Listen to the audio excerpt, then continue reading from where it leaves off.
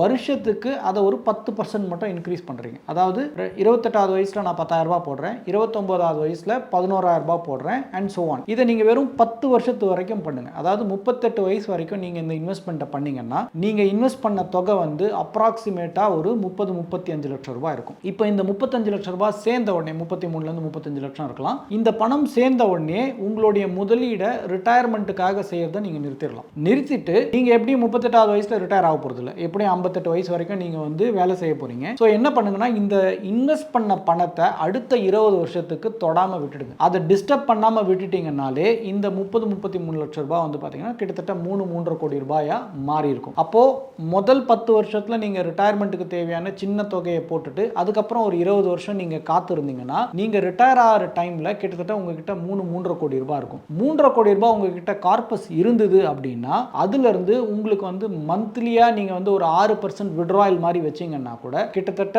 1.5 to 1.25 லட்சம் ரூபாய் வரைக்கும் உங்களுக்கு வந்து மாத வருமானம் வர ஆரம்பிச்சிடும்.